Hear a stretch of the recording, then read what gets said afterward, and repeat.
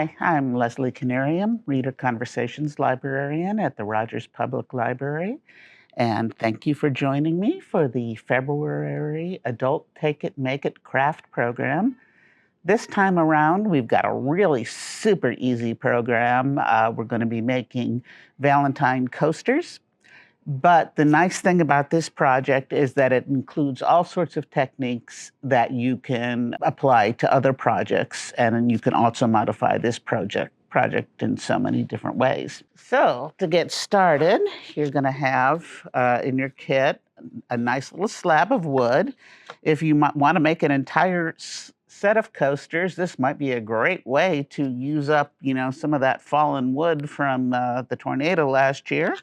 This is going to be a decoupage project, so you can also use all sorts of other things as bases. You can use a tile from a hardware store. You can use a slice of cork. All sorts of things work out, but I really like these wooden slices. What you've also got in your kit is I just went to the dollar store and picked up these cute Valentine napkins. You can also use Valentine of your own, as long as the card's not too thick. Tissue paper, photograph, drawing made by your grandchildren, all sorts of options that will make really cute coasters. I'm old enough that even though I really appreciate all the sorts of, pre-made craft supplies that you can buy in a craft store nowadays, we didn't have ready-made decoupage materials like Mod Podge.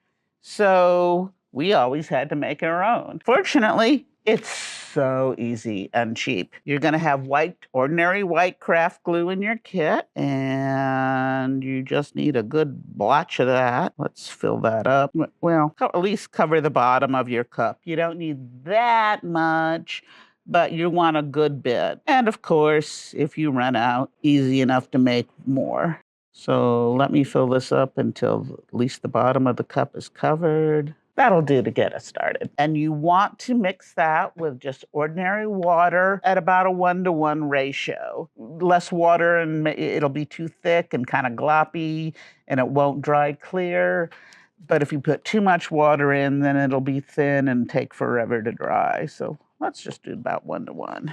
And go ahead and stir that up until it's nicely mixed. Then for your design, you can choose. You can either cut out a piece of whatever you're doing to like a heart shape or a circle or some other nice shape that you want to use, or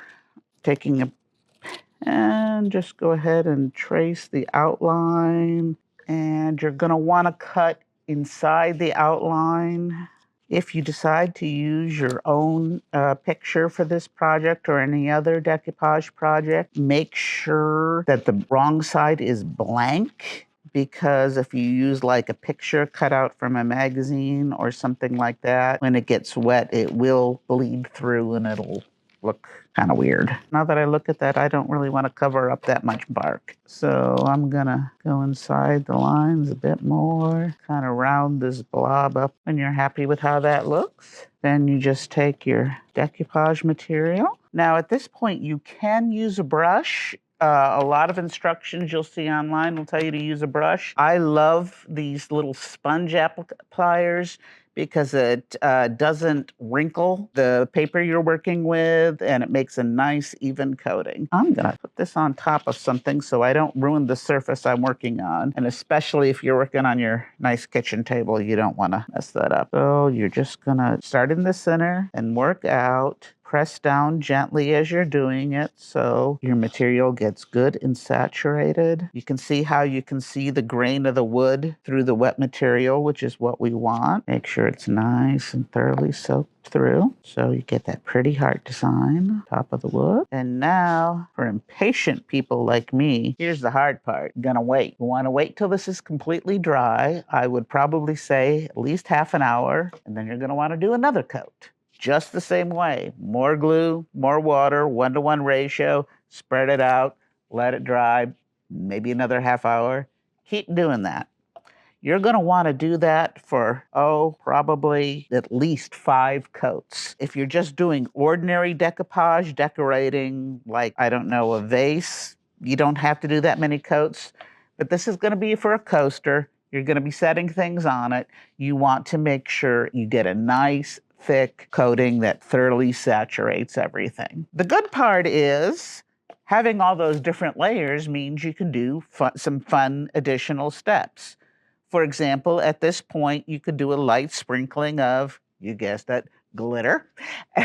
And then honestly, you could even do another little sprinkling of a different colored glitter after every coat.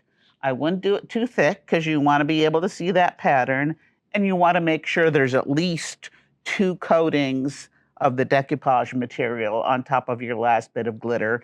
Otherwise, you're going to end up with it shedding glitter all over everything, which is no fun. After you've done these 5 coats and it dries, you're going to have a nice coaster.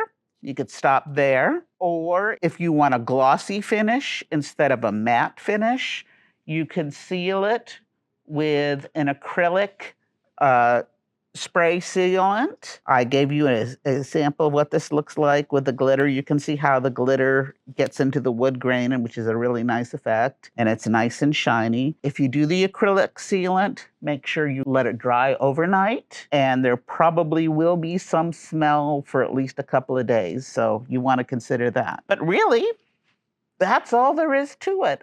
I would love it if you would post your projects online and tag us, especially if you've thought of some creative variations that I haven't come up with. And come join us again next month when we're going to be doing no-sew scarves.